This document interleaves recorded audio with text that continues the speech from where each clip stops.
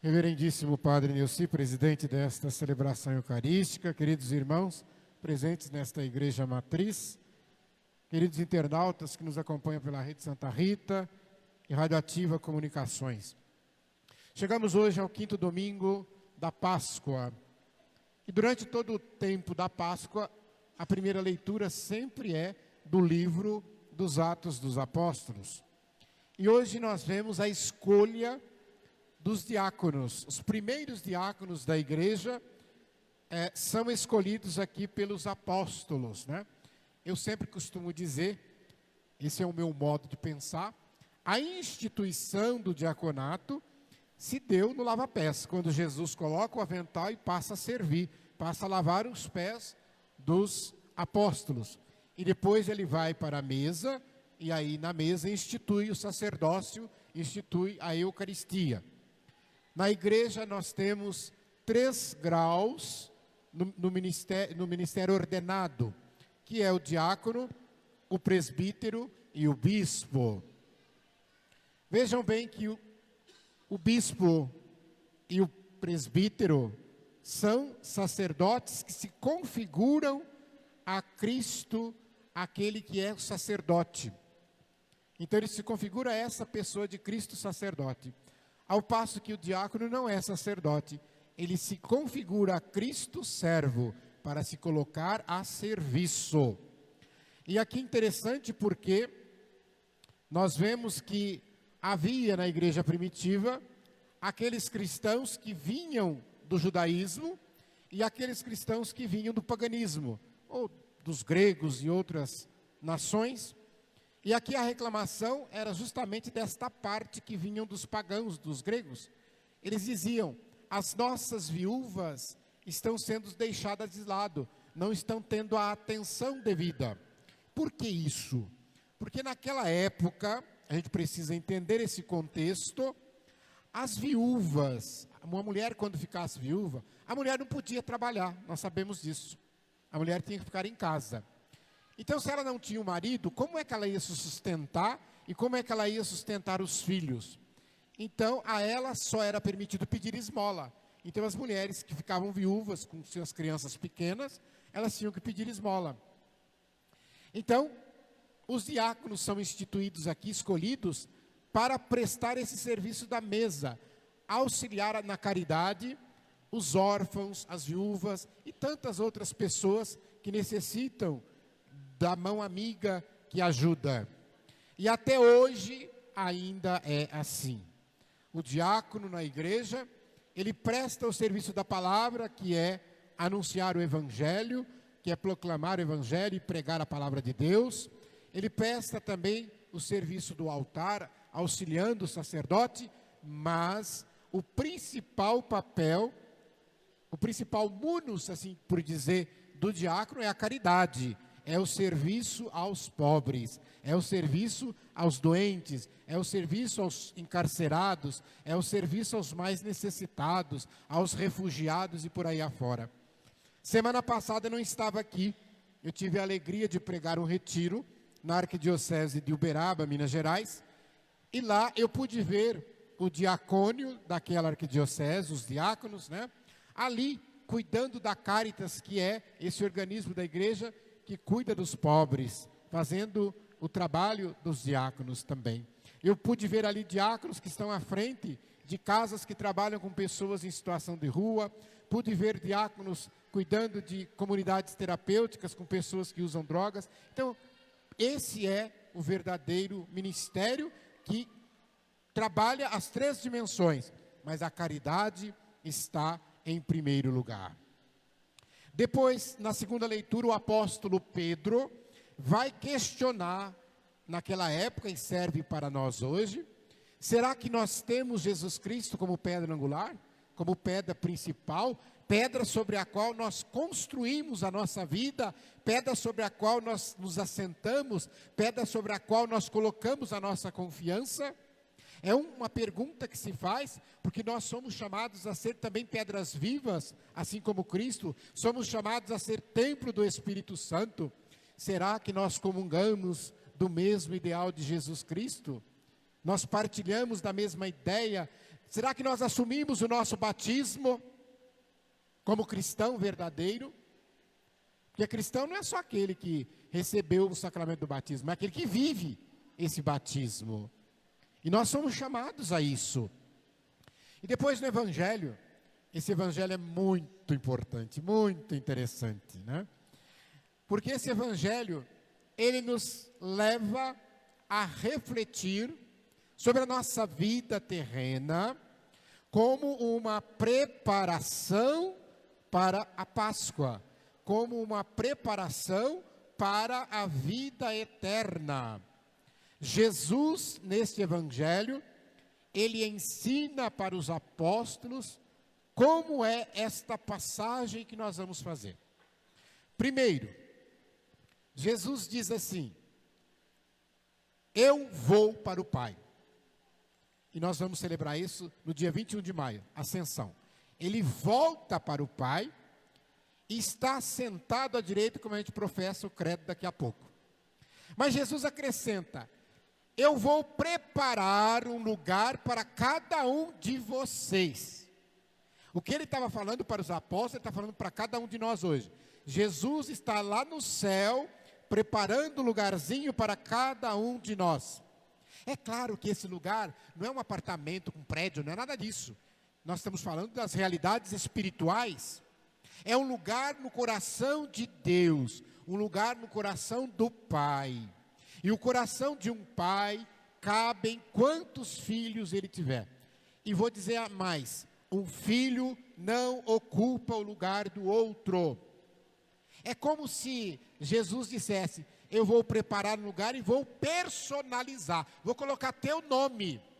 Se você não aceitar Jesus como pedra angular na tua vida, esse lugar fica vazio, porque o outro não senta nele. Você não quis, você recusou o projeto de Jesus. É isso que Jesus está ensinando nesse Evangelho. Mas, vejam bem, então ele diz: eu vou preparar um lugar. Mas só que ele acrescenta: depois de preparar o lugar, eu voltarei e vos levarei comigo. Vou te levar comigo. O que é isso?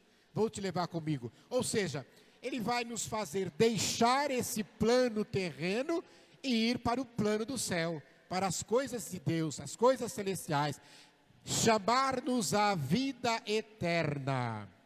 Prestem atenção, meus irmãos. Hoje, tem gente, eu repito isso todo velório que eu vou, tem gente que vive aqui na terra pensando que isso aqui é vida eterna. Tem gente que acha que vai ficar aqui para semente. Ninguém fica. Se você voltar há 110 anos atrás, 115 mais ou menos, ninguém que está hoje aqui na terra estava aqui. E se nós avançarmos 115 anos, nenhum de nós estará aqui. Jesus está chamando essa atenção para nós, porque quando ele diz: vou levar-vos comigo, eu preciso pensar. Nós temos a carne e nós temos o espírito. Como é que a nossa carne se formou? A nossa carne se formou da união do espermatozoide com o óvulo. Ali nasce a carne, mas ali não nasce o espírito. O espírito é Deus quem sopra.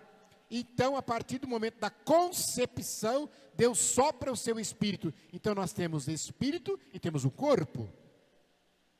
E esse corpo, para viver aqui essas realidades terrenas. Mas o corpo morre. E o dia que o corpo morre, ele vira pó. Mas o nosso espírito não morre. O nosso espírito, então é o nosso espírito que volta para Deus nesta realidade que Jesus está dizendo. Vai se apresentar diante de Deus. O Evangelho de São João, no capítulo 17, diz assim, que Jesus estava rezando, eu fico pensando, Jesus rezando, de joelhos. E Jesus olhava para o Pai, para o alto, ele dizia assim: Pai, eles, aí apontava para todos nós, eles estão no mundo, mas eles não são do mundo. Nós estamos aqui, mas nós não somos daqui. E o apóstolo Paulo, na carta aos Filipenses, completa: nós somos cidadãos do céu, a nossa pátria é o céu. Aqui nós somos estrangeiros, aqui nós estamos de passagem. Então eu preciso aprender a fazer desta vida que tenho aqui, que é muito rápido, é muito rápido, é muito rápido, passageiro. Quando você menos esperar, já foi, já acabou.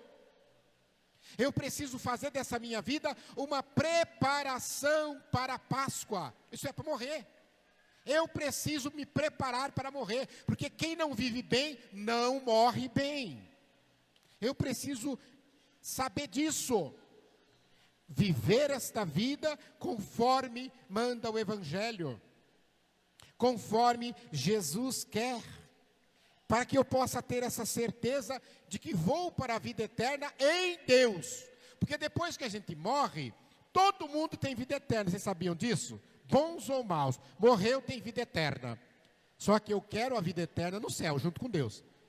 Eu não quero vida eterna no inferno, porque a vida eterna é queimando no inferno. A vida eterna na perdição. Não é isso que nós queremos.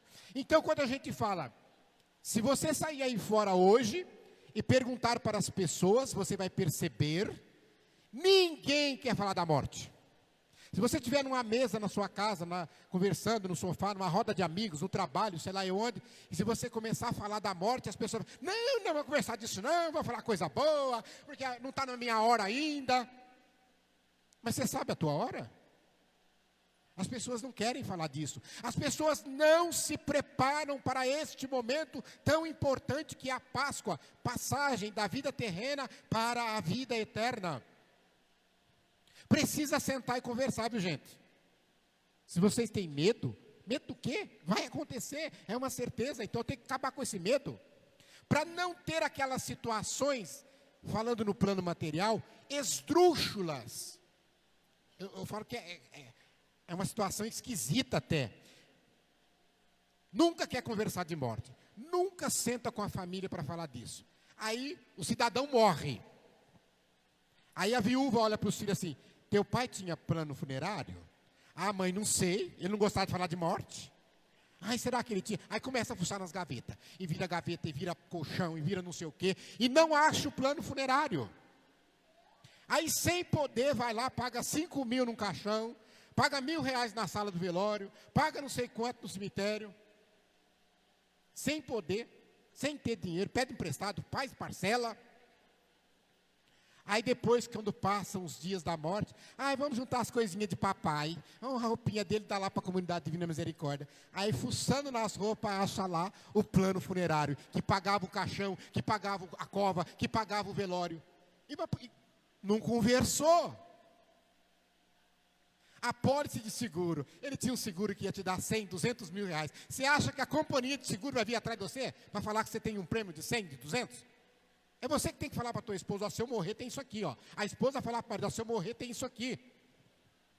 Então, quando a gente fala, eu estou falando em coisas materiais.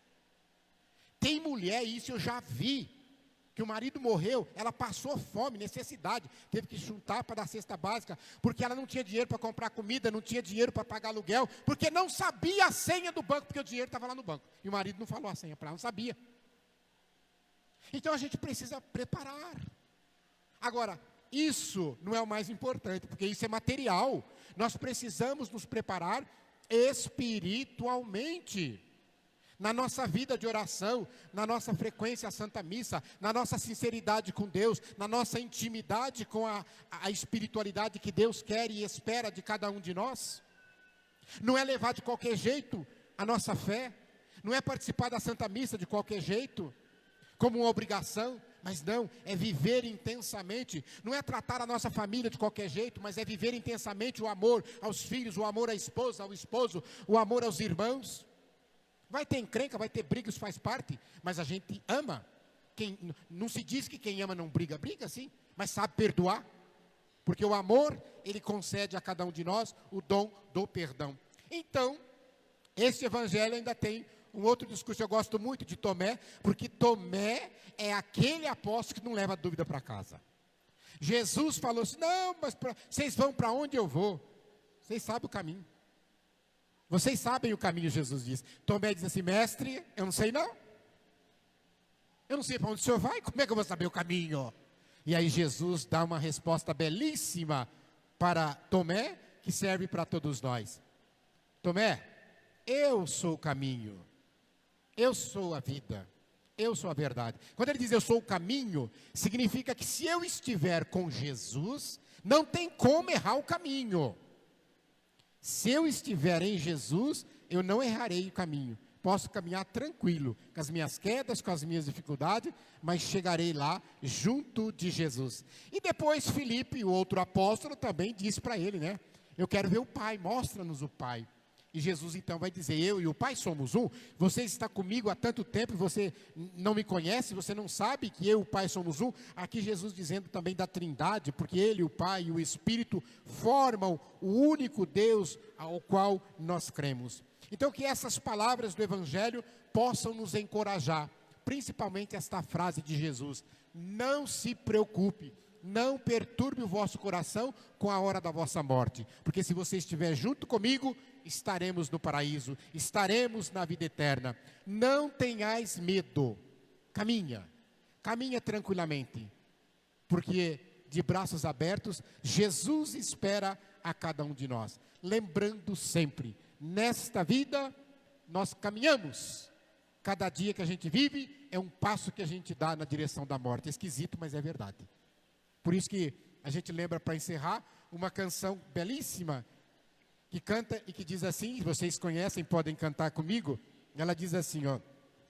Vós sois o caminho, a verdade e a vida, o pão da alegria descido do céu. Nós somos caminheiros que marcham para o céu. Jesus é o caminho que nos conduz a Deus. Vós sois o caminho, a verdade e a vida, o pão da alegria descido do céu.